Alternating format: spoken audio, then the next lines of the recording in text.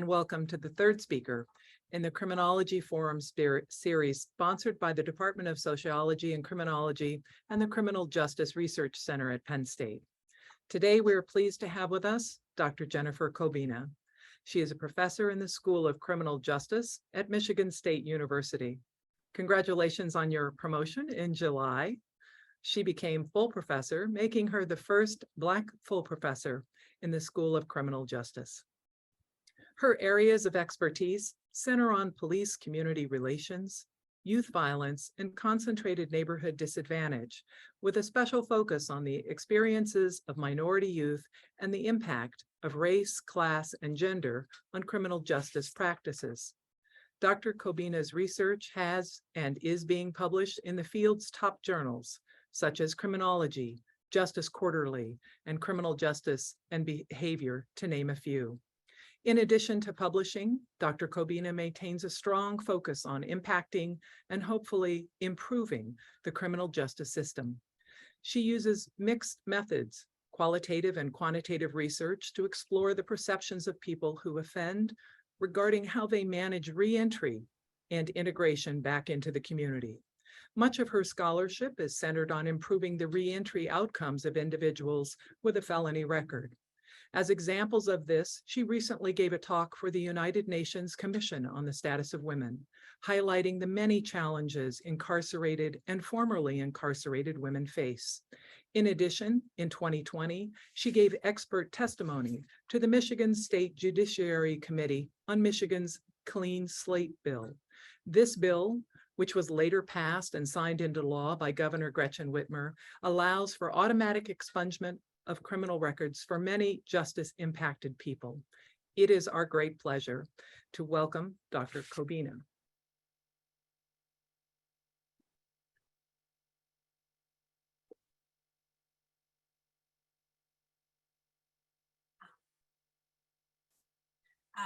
Thank you for the introduction. Joy, I'm still not able to start my video, or in terms of show my face. Let's see. Just a moment. Yeah.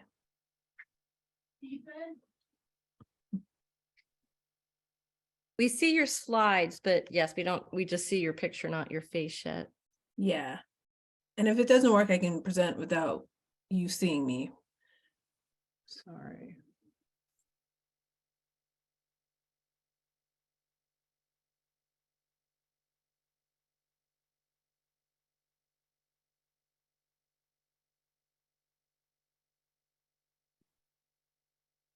Yeah, I am.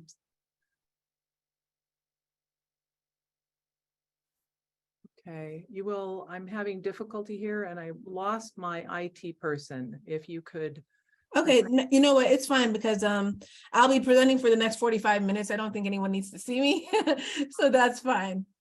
But I do appreciate the introduction, and I appreciate all of those who've taken time out of their busy schedules to listen to this talk. I'll be talking today about my book, Hands Up, Don't Shoot, Why the Protests in Ferguson and Baltimore Matter and How They Changed America. So I'll be talking for about 45 minutes, and then I'll open it up for a Q&A or just even comments from any of you all, okay?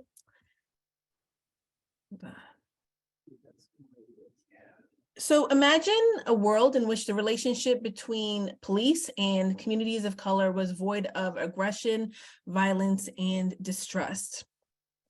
The reality, however, is that Black civilians disproportionately experience a range of negative police behavior, which ultimately affects their attitudes towards police.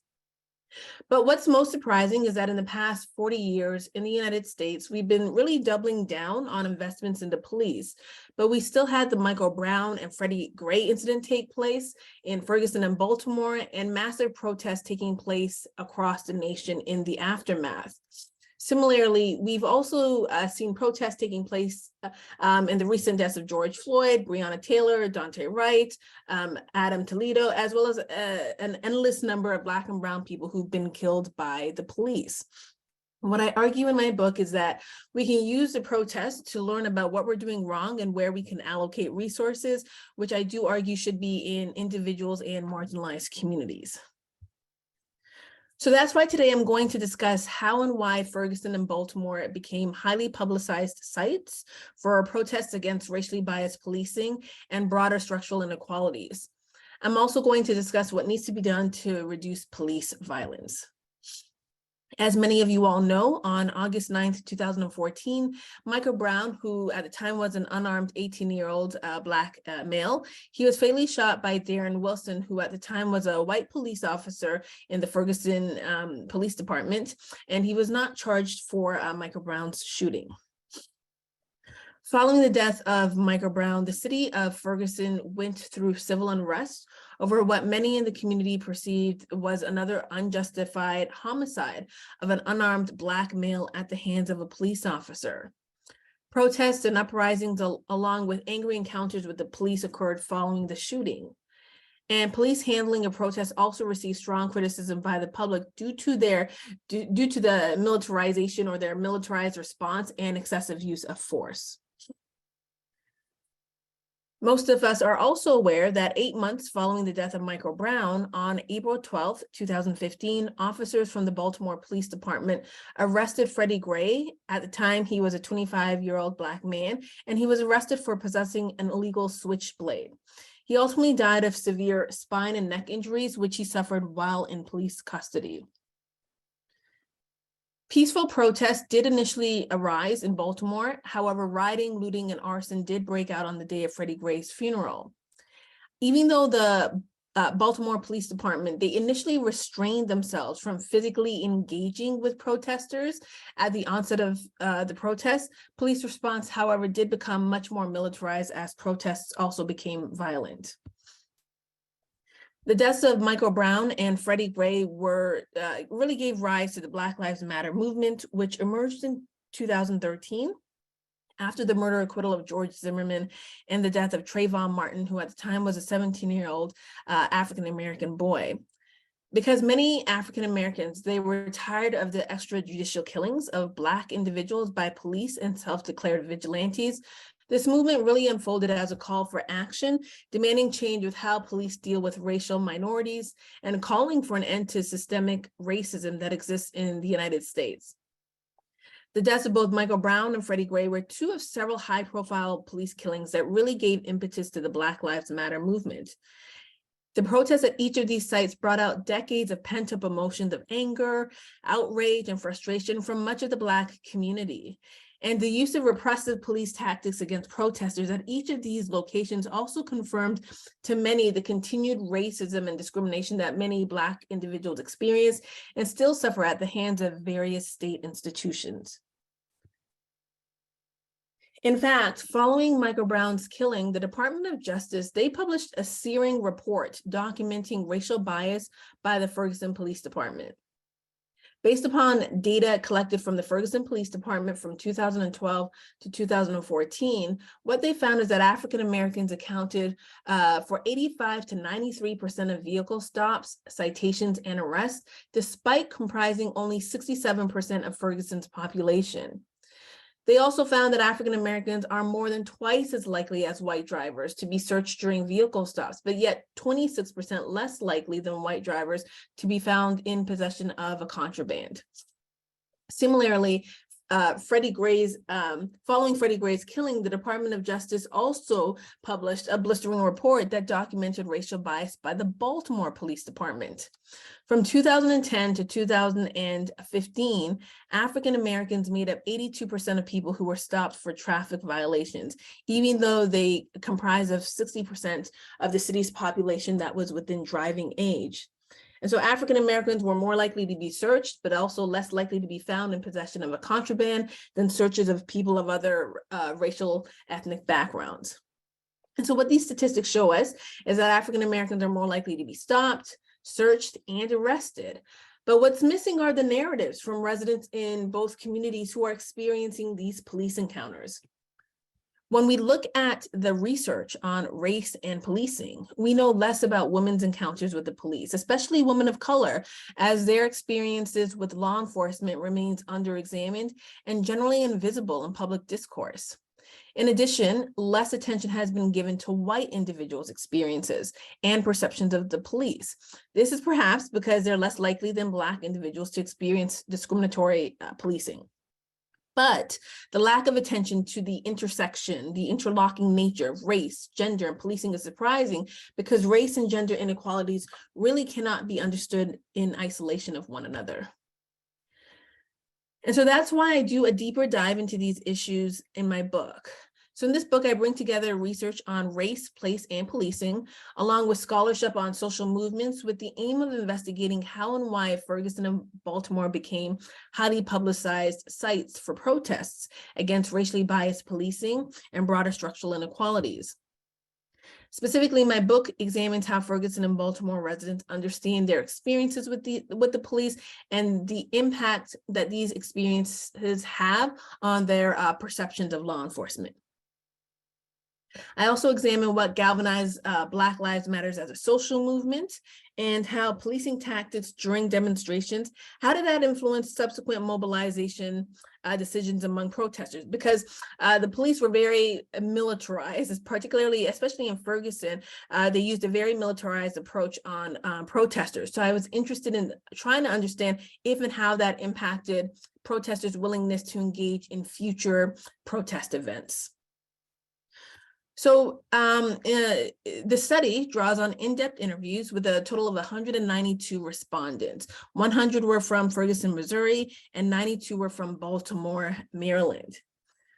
So in Ferguson, I conducted initial and follow-up interviews in October 2014 and November 2014. So this was 2 to 3 months after the death of Michael Brown. In Baltimore, interviews were conducted in June 2015. I was not able to conduct follow-up interviews, but the initial interviews were also conducted 2 months after the death of Freddie Gray. So interviews in both Ferguson and Baltimore did occur during the height of the protests. Individuals were initially recruited to participate in the project if, following Michael Brown and Freddie Gray's death, they engaged in some form of street protest. So that included like marches, rallies, demonstrations.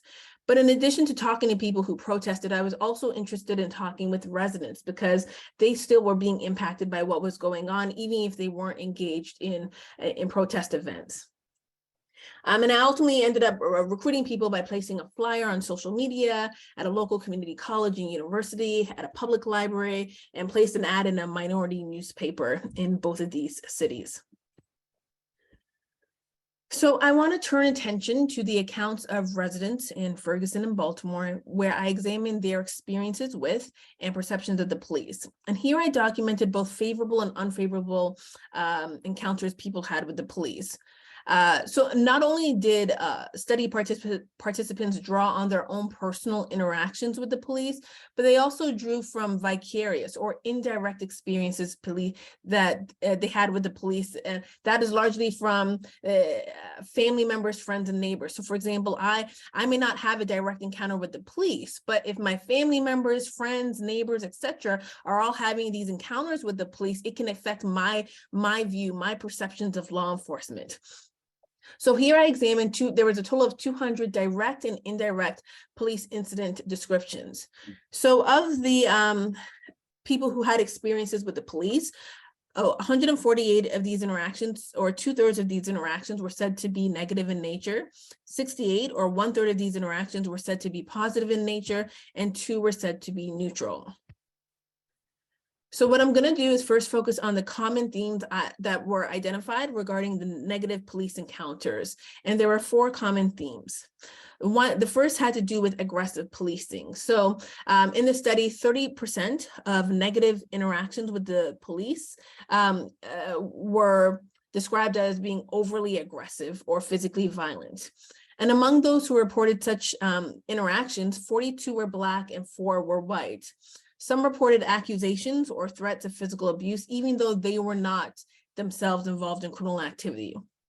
For example, Montel, he describes an incident in which he said he was stopped for a bogus claim by the police that something was wrong with his tags. And he said one thing led to another, and I'm getting body slammed on my face by the police. And actually, at the time of the interview, Montel had a scar on his cheek as a result of this incident. There were also some who described police acting aggressively towards male residents who lived in high crime neighborhoods. For instance, Arnold, he stated that in his neighborhood, police often assume residents are drug users or drug dealers, and so they often fail to approach residents in a calm manner. He says, you know, the police, they're screaming right out, they come out right with the aggression first. And Darnell, he details an incident when he was a teenager. He was playing basketball with his friends at the park. He states that an officer told them that they had to leave the park because it was about to be after hours. All of the boys agreed, but then when the officer left, they decided, let's finish our game before we take off. And this is what happens. He says, Darnell says, the officer comes back. He says, didn't I tell you, mother effers, get the F out. You guys need to leave. My friend throws the rock at his car. He comes back, calls another squad car. There's about 6 of us, and they just whooped on all of us. They hit me in my face once, my ribs twice, saying, y'all need to get on. So there were a few Black residents in the study who were physically abused, and they did admit to having engaged in criminal activity, as we can see with Darnell's friend having thrown a rock at this police officer's vehicle.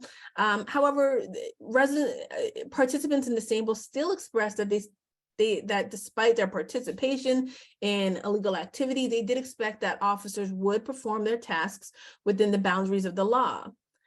And while most residents' accounts of police encounters were experienced within the context of not engaging in criminal activity, those who did engage in criminal activity were certainly much more likely to become recipients of more severe forms of police misconduct. So these residents' accounts actually coincide with reports from the Department of Justice in both Ferguson and Baltimore, which revealed a pattern of excessive use of force that was used disproportionately against Black residents. And I should also mention that some residents also reported that Black officers were just as aggressive as well. 25% of residents in the sample made such claims, and they often came primarily from Black Baltimoreans who had experienced direct encounters with Black officers. So for example, Davina, she stated that Black police, they curse the Black guy out, they sling him around. I've seen them sling my son around, throw him up against the wall, just like Freddie Gray. So Davina's view of Black officers were tied to having observed the differential treatment they displayed towards men, including the harsh treatment of her son. And so as a result, she viewed police officers, both Black and white, in an unfavorable light. So among the 148 negative police encounters reported in the study, 1/3 of these interactions were also described as racial profiling.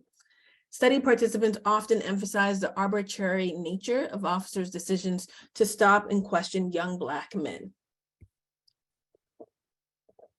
Nikesha, she stated that my brother and my boyfriend, because they're African-American males, the police already assume they're up to no good just because of their appearance, the type of car they have, and just the day-to-day basic stereotypes that African-American males today face.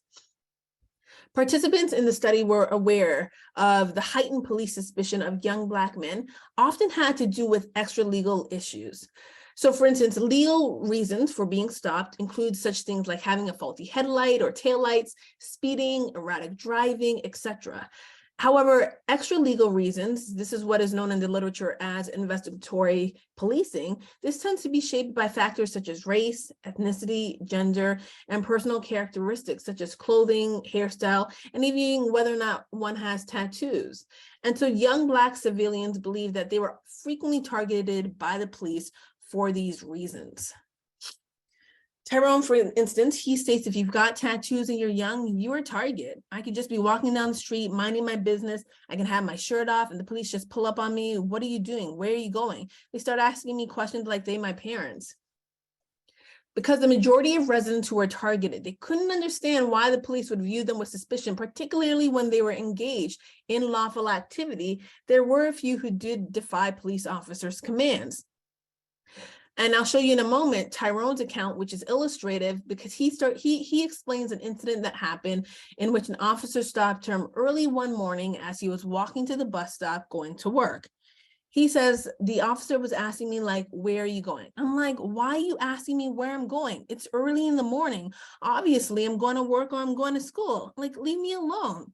Then the officer was like, get down on the ground. I'm like, for what? I'm not getting down on the ground. I'm waiting on the police. Leave me. I'm waiting on the bus. Leave me alone. So he got out of the car and put me in handcuffs. Consequently, Tyrone was arrested and locked up for failure to cooperate with an officer. So we see in this account, Tyrone clearly took offense to having been randomly questioned by the officers, and he challenged the fairness of this officer's suspicion towards him. The lack of deference that Tyrone displayed towards the police is tied to the fact that he resented being stopped without any legal justification. And, Tyrone's direct challenge may seem questionable to some, especially since the officer asked what appeared to be an innocuous question, that is, where are you going? But Tyrone, like many Black men in the study, they were routinely viewed with suspicion for being out of place, particularly when they traveled in largely white or middle-class spaces. In addition, Tyrone, along with countless others from Ferguson and Baltimore, they were often predisposed to mistreatment from local police officers simply because of where they lived. And so ultimately, entire neighborhoods were criminalized, regardless of whether or not they themselves were actually engaging in criminal activity. Moreover, I should say that the question, where are you going, does have an onerous history. Prior to the Civil War, slave patrollers constantly questioned the activities of slaves. In an attempt to control their movement, authorities enacted criminal statutes that prohibited slaves from leaving their master's property without a proper pass. And so some Black residents in Ferguson and Baltimore regarded officers' aggressive policing practices as an explicit attempt to really restrict their movements. And so these contemporary accounts really exemplify how the legacy of race and place continues to shape perceptions and interactions between police and civilians. While residents objected to being profiled by the police, participants from both locations especially disliked the way officers spoke to them. So 1/5 of the police encounters were reported as being disrespectful in nature. And while most participants who reported the discourteous manner of police were Black, there were a handful of incidents that were from non-Black Baltimore residents who often were stopped for traffic-related reasons. For instance, after an officer stopped Brian for a traffic-related stop, Brian told the officer that he had a clean driving record. And Brian says, when the officer found out that I had a seatbelt violation, he yelled at me and got very belligerent with me. There were also some Black residents who reported that officers hurled racial slurs at them and made other derogatory remarks. Jerry, for example, states that he gives an example of an incident when he was stopped by the police. He says the officer stated, "We got us a big one." Got me a big one. Look at him. Look at his feet. He was talking to his partner saying, "Boy, you're a big boy." So because of the officer's apparent racial attitude, Jerry had told me he felt like he was in the 1950s or 60s or something, and I should say, however, that such treatment, it was not just relegated to Black men, but it was also inclusive of Black women as well.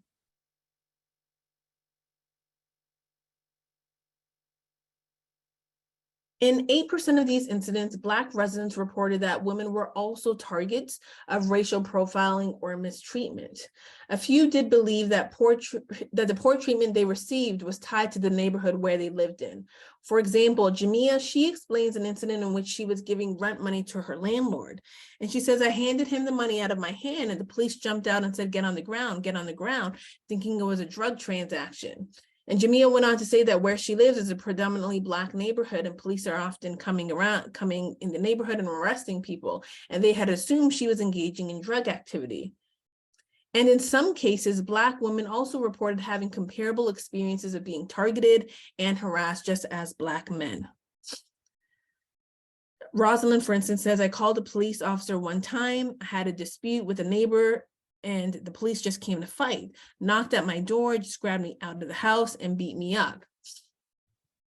So again, I will say that this is not necessarily surprising, because if you'll recall from the Department of Justice report, Black individuals are much more likely to be stopped, searched, and arrested compared to white individuals living in Ferguson and Baltimore. In addition, the report from the Department of Justice from Ferguson also stated that Black individuals are more likely to become the recipients of excessive use of force by the police. Although many Black residents in the study emphasized the negatives or the unfavorable encounters they had with the police, many also did acknowledge having experienced positive interactions with law enforcement.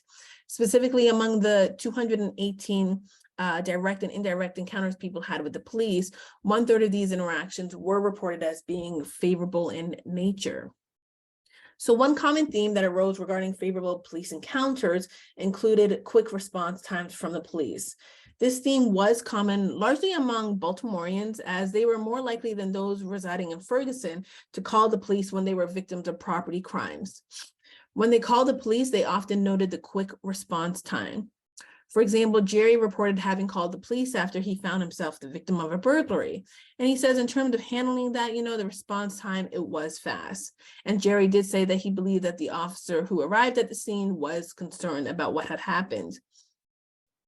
In addition, after having his tires vandalized in his apartment, Arnold said he called the police, and the police came, took a report, and everything was all right. And so overall, Black and white residents were more likely to seek contact with the police when they found themselves victims of car theft and burglary, in which case they expressed being pleased with the responsiveness and behavior of the officer. Another common theme that arose regarding favorable police encounters included police encounters being void of assault. For example, Stanford, he states that he was an individual, I believe, in his early 60s, and he says over his life he's been stopped multiple times by the police. He's been stopped and frisked and asked to show his ID on a number of occasions, and also questioned as to where he was coming from. And yet he went on to say that the relationship during each one of those times, it has been somewhat of a pleasant one. I personally have never been harassed or had a stick drawn or clubbed or punched or anything like that. And it's interesting that Stanford characterizes these police encounters as being positive, simply because the interaction was void of assault. And he characterizes these incidents as being positive in nature because he believed that in general, Black individuals are vulnerable to verbal or physical assault from law enforcement. And yet, while he does characterize these encounters as being positive in nature, he did also admit that it was unnecessary for him to be stopped in the first place, since he was not engaging in any criminal or even suspicious activity.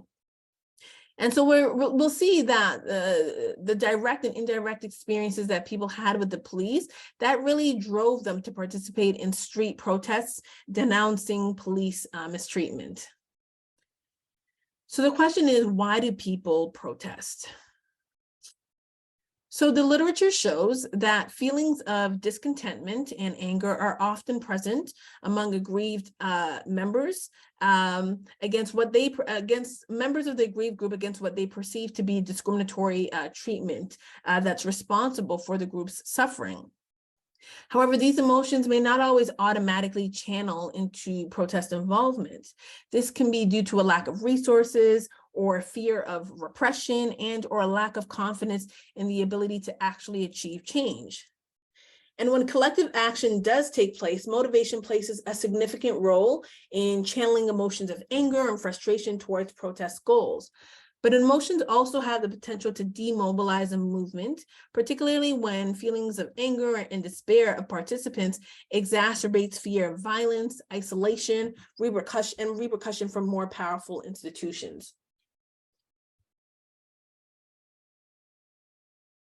Grievances also motivate people to protest. Grievances arise when individuals or groups experiencing inequality become victims of injustice or have a sense of moral indignation about some state of affairs. When civilians perceive that they've been unjustly deprived compared to that of other groups, protest behavior becomes likely. Individual efficacy is another reason people protest. This refers to the belief that individual actions has the potential to shape or alter the social structure. Group efficacy is another reason for protest involvement, which refers to the belief that collective protest efforts will positively shape the outcome of a problem. People are more likely to participate in protest movements when they perceive that it will assist them in addressing their grievances at affordable costs and thereby potentially change policies. Identity reflects a sense of, quote, we-ness or oneness based upon shared characteristics or experiences among group members that can potentially foster action. So when these identities become politicized, they not only lead to shared grievances, but they also link feelings of inequality with an external enemy. So when people identify with the group based upon certain characteristics like race, ethnicity, gender, age, etc., they're more inclined to protest on behalf of that group. While emotions, motivation, grievances, and identity, all of these are important factors that lead individuals to join protests. However, such factors are tested when protesters encounter aggressive policing during protests. This is also known as protest policing. So given that most high-risk protests involve actions against the state, the police are often called upon to suppress protests. In the 1960s and 70s, protest policing was based on the philosophy of escalated force, where increasing violence on the part of protesters was met with increasing force from police. This approach was primarily considered aggressive and confrontational in nature. The brutality of the 1960s policing led to an alternative approach, which is called negotiated management. This was common in the mid-1970s through the 1990s. This approach is focused on the underlying philosophy towards protection of free speech, tolerance for some disruption, de-escalation, and the avoidance of police force unless absolutely necessary. And here, the protesters and police, they would negotiate the use of protest permits that define the nature and particulars of the protest in order to decrease disruptiveness from protesters and also limit the need for police violence. However, as negotiations became less likely, protest policing shifted to strategic incapacitation, where militarized policing was used to diffuse potential threats to public order. The strategic incapacitation approach incorporates numerous policing tactics that are aimed at neutralizing quote unquote unruly protesters through the control of physical space, through the deployment of new weapons, the increased use of less lethal weapons, the establishment of no protest zones, the strategic use of arrest, and also intensified use of surveillance. So as I mentioned, one response to handle grievances such as police violence and mistreatment is to protest. And at times protests can go well.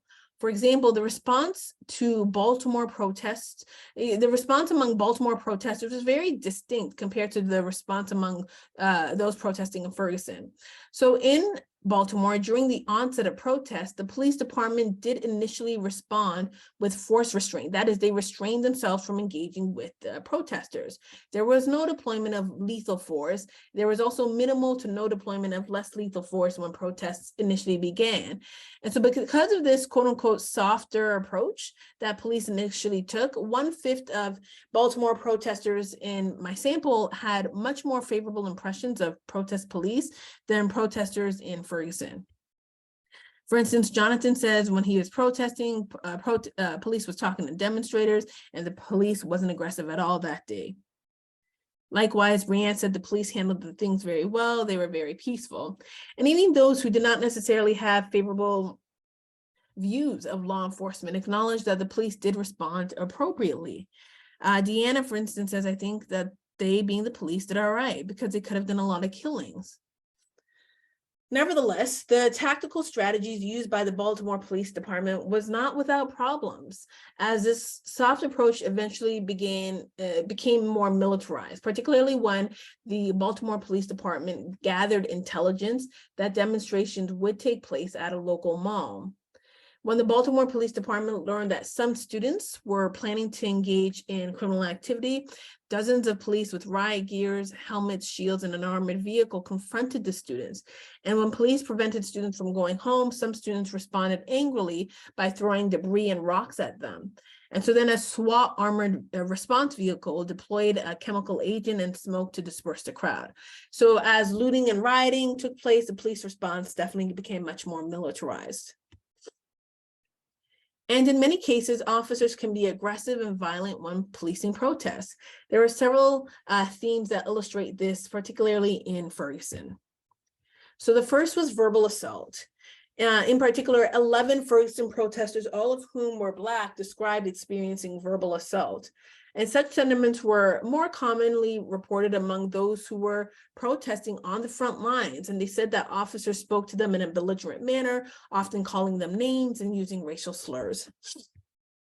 For instance, Monique, she said while protesting, the Ferguson police called us monkeys and the N-word. And so that led Monique to conclude that the Ferguson Police Department, they're racist.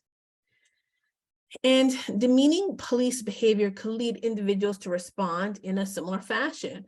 For example, there were a few protesters who acknowledged that they also countered back by verbally insulting officers in these situations. Dante, he detailed having been dragged out of his car by an officer after he left the demonstration. He said, the cop told me, shut the F up, called him the N-word. After the officer talked crazy to me, I said, who the F are you talking to? Certainly, such exchange of insult has the potential to escalate to serious forms of abuse, as this officer subsequently ended up beating Dante with a weapon. And prior studies have shown that civilians' demeanor is often shaped by police officers' actions towards them. Thus, belligerent or demoralizing police behavior can certainly exacerbate a situation, as we see in this case with Dante. The use of tear gas by police was another theme that illustrates police aggression and violence. In Ferguson, 32 protesters reported that law enforcement relied on less lethal yet extreme measures to manage protests, including the deployment of tear gas and shooting rubber bullets at demonstrators, and even the use of chemical weapons during protest events. For example, Clayton, he details the one time that he went to protest on the streets. He stated that officers were throwing tear gas during peaceful demonstrations. And he said that the tear gas not only burned, but what was frustrating was that there was nowhere to run because police had blocked both sides.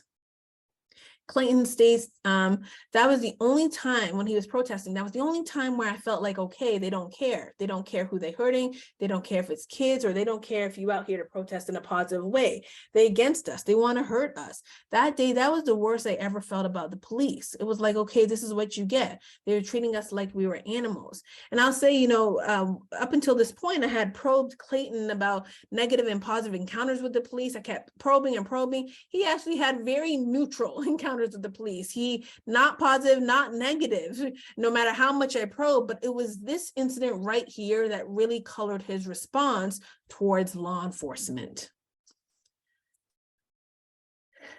In addition, in Ferguson, 23 protesters mentioned threats of gun use by police. For example, Javon says that when he went to protest, all of the police had their guns drawn. I was on the passenger side, my cousin was driving, and the officer put his gun to me, was like, don't move, let me see your hands. But I already had my hands up though, because his hands up don't shoot anyways. He told me to get out, gun still drawn to my head, and I'm like, why has you got the gun out for? I'm only peacefully protesting. And he put me in the handcuffs and they had me to the ground for like 2 hours. Such aggressive behavior instilled fear and alarm amongst those peacefully protesting, and certainly increased the perception amongst protesters that police were reacting in a militaristic manner. In addition to the threat of gun use by police, 14 activists reported having witnessed or endured physical assault from law enforcement. This was more common amongst those, again, who were protesting on the front lines, and women were not exempt from enduring such physical assault. Asia said, while protesting, me and my daughter, we witnessed a young woman get hogtied. The police choked and hogtied her, meaning they put her hands and legs together and basically arrested her. In addition, Darius also states, officers knocked one of my organizational members, knocked her out. They also hogtied her. And so given the tactics used amongst police, protest police, I was curious, how do protesters respond? Specifically, how did the repressive or aggressive actions by law enforcement, how did that affect protesters' willingness to engage in future activism efforts? And so the answer to this question varied based upon the type of protester. So I ultimately ended up identifying 3 distinct characteristics of protesters, which was really dependent on their current commitment to the goal of protest. So for example, one type of protester is what I call the revolutionary protester. These are individuals who participated in some form of street protest every day or every other day. They may have stopped working, stopped going to school, they slept outside on multiple occasions following protest events, and they ultimately believed that their whole purpose in life was to not just to protest, but to protest in order to shed light on the inequities within the police department. And so overall, they expressed a deep level of commitment to the overall goal of protest movements. But another type of protester that I identified is what I call the intermittent protester. These are individuals who protested at least 4 or more times. They did go to work, they did go to school, but they still engaged in collective action efforts because they were committed to the cause. And in general, they held a middle ground commitment to collective action efforts. And finally, the last type of protester is what I call the tourist protester. These individuals were classified as people who took part in protests less than 3 times, but they really often expressed much more curiosity than commitment about the social movements. You know, a lot of people talked about they were aware, like the news was out there, CNN was out there, so they just kind of came out to check things out, but their level of commitment was really characterized as being in and out. And so revolutionary protesters were insistent in remaining active in subsequent protest movements, even though they had experienced repressive tactics. For instance, Maria, she stated that while protesting, after police were throwing tear gas, canisters, and pointing me out in a protest, it really solidified that I would continue to be active as long as it takes. And there were some Ferguson protesters who were adamant to see change, even if it cost them their lives. For example, I spoke to Carlos. Carlos was a family member of Michael Brown, and he says, I will not stop protesting because it's my family. And if you want me to stop protesting, you have to put a bullet in my head to do that because I will be out here every day strong. And so, you know, despite having been assaulted, targeted, and arrested by the police, we see that Carlos, he remained really resolute in engaging in protest events. Overall, threats and actual repression by authorities, particularly in Ferguson, it really created this internal solidarity among most revolutionary protesters that they would continue to participate in protest movements. Similar to revolutionary activists, many intermittent protesters indicated that they would continue to engage in future protest demonstrations. However, many emphasized that they would only continue to do so as long as street protests remained nonviolent. Rachel says, I'm not getting involved in anything that's going to threaten me to have to go to jail. I don't want to go to jail as a protester. When they're out with that tear gas and all of that, I don't come out. So due to fear of how police would respond, there were some who chose to engage in the community in other ways. Jack, for example, says, I plan to engage with specific organizations that's youth-led rather than protesting. And so many intermittent demonstrators, they asserted that they would get much more involved in the community. Michael Brown and Freddie Gray's death really shed light on some of the structural problems within the community, such as unemployment, underemployment, poverty, and lack of resources. And so as a result, intermittent protesters chose to become much more engaged in the neighborhood and try to assist neighborhood youth. In general, contrary to revolutionary protesters, most intermittent demonstrators were not willing to endure the threat of arrest or personal safety to engage in street protests.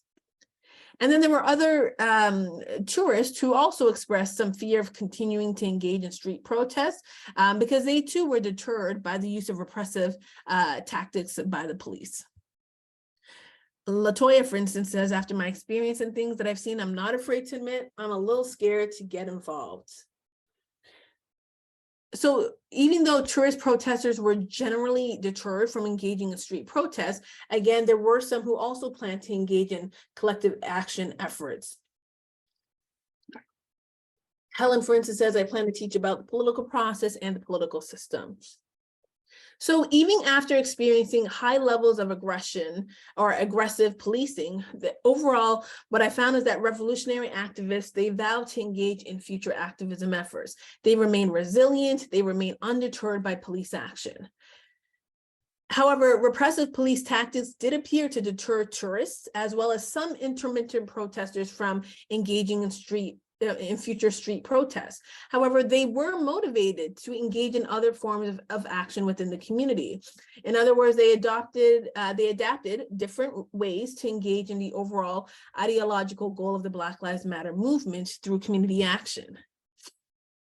So overall, what I found is that most protesters and residents in the study, the majority of whom were Black, had negative encounters with the police. These negative encounters ultimately shaped their perceptions of law enforcement. The cumulative impact of negative police encounters in Ferguson and Baltimore really set the stage for reactions to the killings of both Michael Brown and Freddie Gray. And the incidents people had with the police, really, it didn't occur in a vacuum, nor did it occur in isolation, but really happened on a long-standing history of cumulative experiences based on both direct and indirect experiences people had with law enforcement. And negative views of the police can best be understood by taking into consideration the nature of policing in predominantly Black neighborhoods. Police often define areas of concentrated disadvantage with large minority populations as quote unquote bad areas that comprise of a large number of suspicious people and activity. And police officers view residents of poor neighborhoods with greater levels of suspicion than those residing in more middle class or affluent communities. And so essentially the socioeconomic status of the neighborhood may be ascribed to individuals in that neighborhood regardless of one's behavior. In fact, a suspect's mere presence in a low class and high crime area increases the odds that he or she will become targets of proactive police surveillance, aggression, and arrest. And much of this is rooted in stereotypical assumptions of Blackness. Since Black people are more likely to reside in poor, high crime neighborhoods, they also have an increased likelihood of having contact with the police, which ultimately intensifies the opportunity for conflict between police and civilians. So what do we need to do so that police officers stop killing Black people? Well, based on what I found in my research is that ending the slaughter of Black bodies will not happen by doubling down on investments in the police. America's long history of state-sanctioned violence against Black Americans reflects persistent inequities within the criminal legal system. Thus, rather than investing more dollars into the police and more dollars into prisons, investments need to be made in individuals and communities that law enforcement police. As a nation, the government has been tough on crime for decades by investing heavily in policing and imprisonment as a way of solving so many of the everyday structural problems that disproportionately affect Black and brown people. But what if instead of being tough on crime, we were tough on the underlying issues that criminalize people? Imagine if resources were distributed away from the criminal legal system and into communities. Imagine if funds were spent on prevention and intervention initiatives for youth who have much promise. Imagine if these dollars were spent on addressing mental health, substance abuse, and homelessness, because currently the way we treat these individuals is they're typically marginalized, ostracized, and criminalized. And imagine if resources were spent on bringing more jobs into the community, jobs that paid a living wage and where quality education is provided. Ending the killing of Black people requires doubling down on investments in communities, not the police or the criminal legal system. Redistributing resources from the criminal legal system into cultivating institutions within poor communities is vital. And when we break these structural systems of repression and seek an alternative vision for safety away from the hands of police and into the power of communities, I argue we'll begin to put an end to denying so many marginalized people their humanity. Thank you.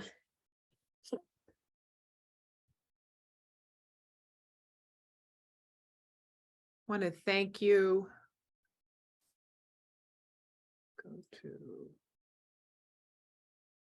I want to thank you, Dr. Cobbina. I'd like to open up the chat that we have. If you have any questions, if you could please submit them in the chat. And Well, Joy, while we wait for other questions to come in, I thought I would just start with our experience we had here the other week on campus and ask Dr. Cobbina to maybe, from her experience, comment on that while we're waiting for questions to come in. We had a student organization have a speech by a member of the Proud Boys. And we had a couple events scheduled by the university that were supposed to be pro events, kind of like you're getting community involved, do something other than protest to keep people from protesting. But there was still a protest, and it broke into violence with tear gas and people being arrested. And, you know, I'm just wondering, as an academic and as someone who, you know, we support free speech and we want to make change, obviously, as you do you have an opinion on when protesting is positive and when maybe protesting can become negative and activities should be directed in other areas? And I'm conflicted here. I don't have an opinion. So I'm really curious in your answer to what's going to create more positive social change. And is it the, you know, continued protesting, keep it on the public radar, make sure it's out there every day? Or is it the behind the scenes doing pro-social activities? Yeah. Does that make any sense? It was kind of a Yeah, random it does. question. No, that makes sense. And I would say it's both and, right? I mean, you know, when you mentioned the Proud Boys, in my mind, like groups like the Proud Boys certainly need to be put on a federal hate crime registry, you know. I agree. I don't think it's free speech, it's hate speech. Yeah. You know, and domestic terrorism, hate criminal laws need to be strengthened and all of that. But I think, you know, when it comes to protesting, there are some people who feel like they need to protest and be on the street, bring awareness to these issues. But there's a lot of things that you can do behind the scenes as well.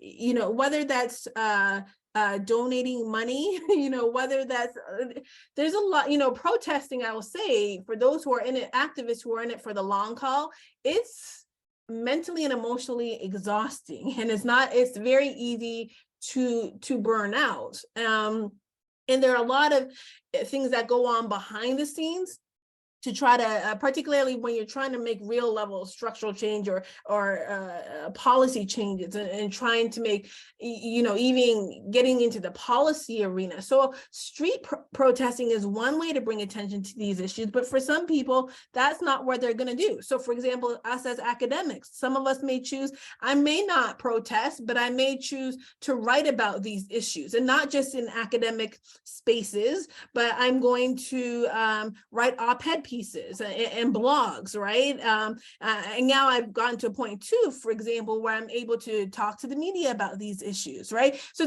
I think we all can find our own lane to bring attention to these issues, to bring awareness to these issues, and to still fight for racial equity and racial justice without all of us feeling like we have to be on the streets protesting. Because I recognize that that's just not for everyone. As we can see in my among, you know, the people I spoke to, some were talking about protesting and others saying, I'm scared, you know, if the police are going to tear gas me, or if there's a possibility that I might be arrested or tear gas, I'm nervous to do so. And I can remember in my book, if anyone has a book, like in the preface, like I talk about how I mean, I got involved in this because Dr. Victor Rios, he had invited me along with other social justice researchers, like, who wants to go to Ferguson and interview young people? And I was like, sure, let's do it. He happened to be going there to give a talk at, I think it was St. Louis University. But anyways, during that time, there was an opportunity to protest. There was like protesting against, it was a national day of police brutality, something like that. But we were told by other sociologists who are there and who are protesting, we might be arrested. We might, you need to wear running shoes, but in terms of running from the police, you know, you need to have the number to jail support on your arm. And I remember thinking, oh God, like, I am a middle-class Black woman. And I'm like, oh gosh, is this something I want to do? And so there was a question. I was going back and forth. Should I even go? Should I even do this study? And it wasn't until I talked to a trusted person who lived in St. Louis, who was just like, just come. Just, yes, you may be arrested. You write the number to jail support on your arm. There's a possibility you may be arrested, but you should still come. You should still go to this protest. And I did, but there was definitely, it wasn't an easy decision. Yes, I'm going. There was a lot of reflection going back and forth about the pros and cons of doing so. Okay, thank you very, very much for your answer. I don't know, Joy, do you see questions coming in? I don't know if it's my screen. I'm not seeing stuff in the chat. Joy, you're muted. I'm just looking here. I see a guest who says, with the behavior of the police exemplifying, do you feel that they lacked emotional intelligence and empathy? I think that can play a role, the lack of empathy. I mean, I pause at that question. I think that certainly plays a role. I pause though, because I know then often the solution will be like, well, just provide more training, right, to police officers. Let's provide them with racial sensitivity training, anti-bias training, diversity training. And it's not that I'm against that. It's just that police departments, they receive this. They've been receiving this. This is not like an all or nothing.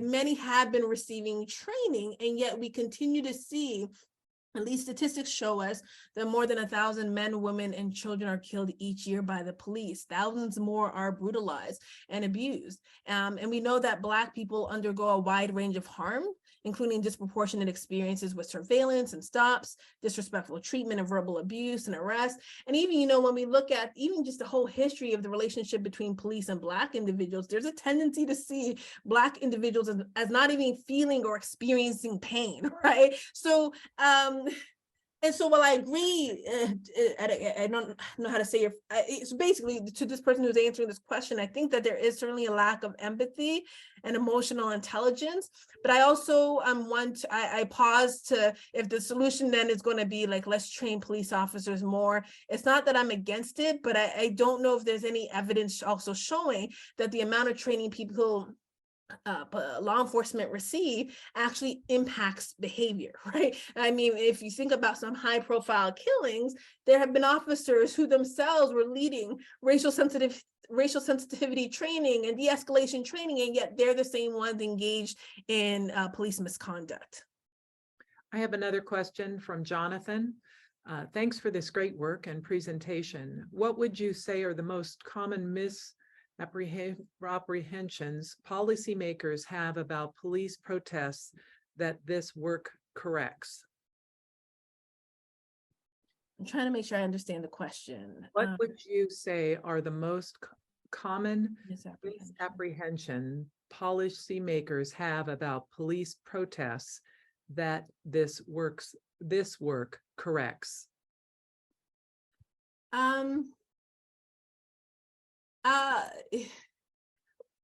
So I'm not sure if I fully understand the question, but I do know that there is a misconception, for example, with the overall ideological goal of the Black Lives Matters movement. When the Black Lives Matter movement started, it was more like, because it places race at the center of what they do, it does make some people uncomfortable, right? And there was a common phrase or retort that, well, all lives matter. And certainly I think we know all lives matter, and this, I would say, is the premise of Black Lives Matters, like that every single life matters. We want for every life to matter, but in this point in history, all lives really do not matter. We know and see that from institutions that exist, to the way in which white supremacy has been galvanized, that Black lives has not mattered or been valued. And so when Black lives matter, then really all lives matter. So I would say that a common misconception is that the movement just cares, does not care about all people, right? It just cares about Black people. But I actually saw a sign for those who don't understand the Black Lives Matter movement. that says we said Black Lives Matter. We never said only Black Lives Matter. We know all lives matter. We just need your help with Black Lives Matter, for Black lives are in danger. And do you see that one? Great answer, Jennifer. I think I saw another question come in, Joy, but I can't. Can you see it? Yes, that's from Corinne. I have a question about efforts to diversify the police force. Do you have any thoughts about the chance that they may have to make a difference in improving the relationship between the police and the public? Would it matter to have more diversity or certain kinds of diversity in the police force?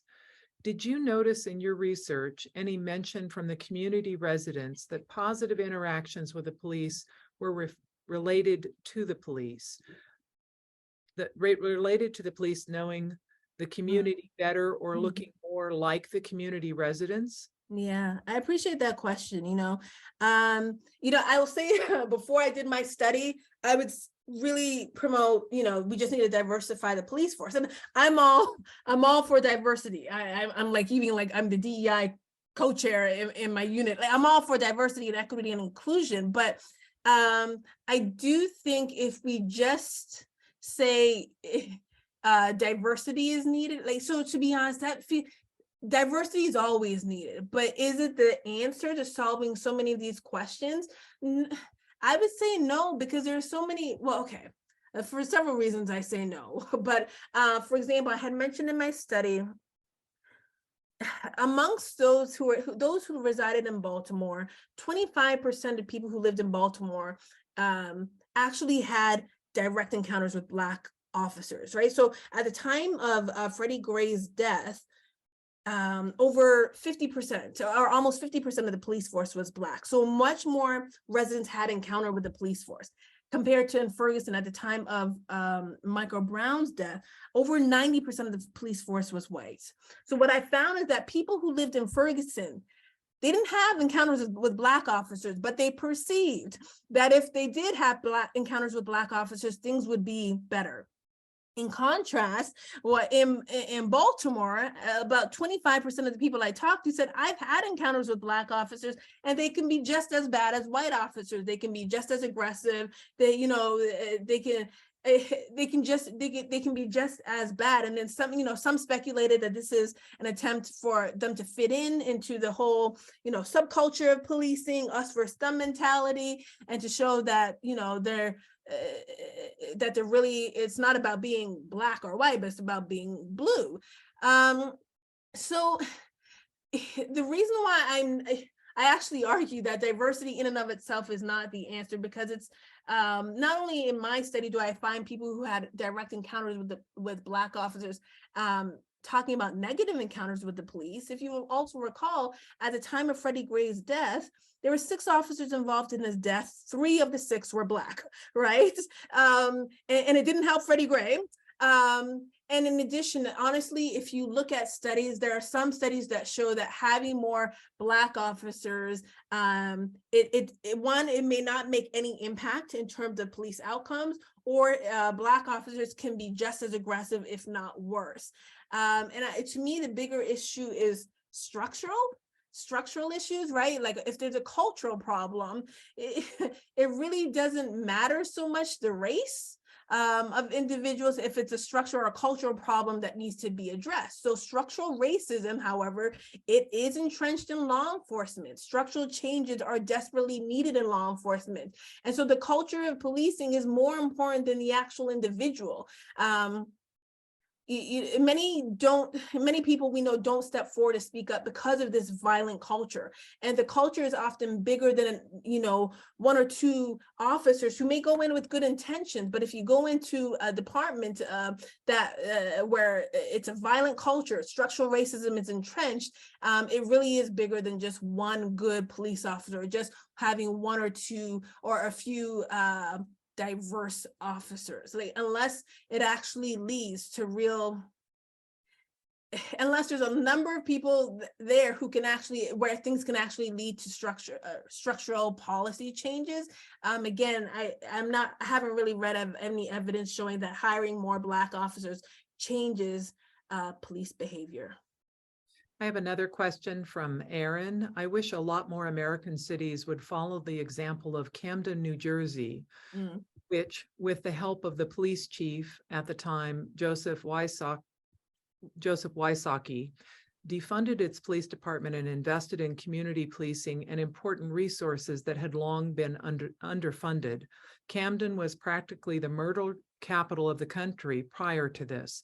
The crime rate there did a 180-degree turnaround after real structural change as was implemented by Wysocki and the residents of Camden. Yeah, I appreciate that comment. You know, that I will say there's so many reasons why calls are made to defund the police. And so when I say defund, I just want to make sure, because sometimes we can be using similar terminology, but mean very different things. Defund means to reallocate or to redirect funds traditionally allocated for police to social service agencies such as education, healthcare, housing. It's different from disband the police, where disbanding means to completely shut down the police force and start over with new protocols, structures, and training plans. And then abolish the police calls for eliminating the police force altogether. But you know, when it comes to defunding the police, there's so many reasons why calls have been made to defund the police. You know, one of those reasons is that nationwide, only 5% of 911 calls have anything to do with violence. The vast majority of arrests are for low-level nonviolent activities. And so these activities are often symptoms of underlying issues of drug addiction, homelessness, and mental illness, and which many argue should be treated by healthcare professionals and social workers rather than the police. I'll say another reason why calls are made to defund the police is because the clearance rate for violent crime is pretty abysmal. Based upon the FBI's UCR data, it shows that 40% of homicides go unsolved every single year, 66% of rapes go unsolved, 70% of robberies go unsolved, and nearly 50% of aggravated assaults go unsolved each year. And so it could be argued that reducing officers' workload would increase the likelihood of being able to solve violent crimes. You know, many officers are overworked, they're overstressed, and other government actors can be responsible for dealing with some of these lower level types of crimes or lower level infractions. The other reason why calls are made to defund the police is because America spends more than $100 billion on policing every year. So according to data from the Urban Institute, from 1977 to 2017, the state and local government went from spending $42 billion to $115 billion on policing. While at the same time, there have been cuts to social services and education and community resources and services. And in most cases, police departments are usually the largest department in a city budget and usually take anywhere from 25 to 50% or more of the general funds in major cities. And so what we're seeing is that outsized spending increases on policing are draining resources everywhere else. And so again, just basically getting back to what the question was, or the statement about what's going on in Camden, New Jersey. I just wanted to reiterate why so many calls are made to defund the police. The last being, let me say this, that civilian payouts for police misconduct are paid through general city funds, not through police department budgets. That means we, the taxpayers, are on the hook. Cities have paid millions of dollars for police misconduct. For example, Chicago spent $650 million in civilian payouts for police misconduct over the past 20 years. You know, when Breonna Taylor died, her family received $12 million. When Tamir Rice was killed, $6 million. Freddie Gray, $6.4 million. Michael Brown, $1.5 million. So in the past 10 years, there's been about 31 cities that have paid $3 billion to settle misconduct lawsuits. And it is we, the police are not on the hook for this. We, the taxpayers, we pay that. I have a question from Desiree. What are your thoughts on using artificial intelligence within policing as a product of accountability for police behavior? Do you think this might be a foundation for effective police reform? Yeah, I appreciate the question. I know there's a lot of talk on artificial intelligence. one of the main concerns I have about this is that oftentimes there is evidence that shows that there is racial bias when it comes to relying on artificial intelligence. That is often, I mean, Black and brown people are the ones who get the short end of the stick because they're the ones, it can exhibit racist behavior, even when you're training like these robots on artificial intelligence. It can be racist, it can be sexist. So that's my concern about using artificial intelligence, even though I know the tendency to rely on this because of advancements in technology. I know billions of dollars are being poured into this, but again, there is a ton of evidence that shows that these algorithms unfairly target Black and brown people for crimes that they did not commit, as well as facial recognition systems having a hard time even accurately identifying people of color. So that is one of my biggest concerns with artificial intelligence. Well, we're coming to the end of our Zoom allotted time. We wanted to thank you, Dr. Cobbina, for your presentation and the work that you do for justice and criminal justice. Just a big round of applause, and congratulations on becoming a professor and a new mom. Yeah, thank you. I appreciate it. And I see Leslie has sent me something about wanting the statistics. Leslie, go ahead and email me. I can send you the statistics that I just quoted you because and give you the source as well, if that will help. And if anyone wants to reach out to me or follow me, well, one, you can reach out to me at cobbina@msu.edu.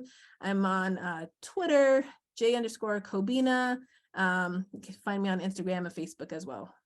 All right. Thank you so much, Dr. Cobbina, and thank you, Joy, for hosting this today.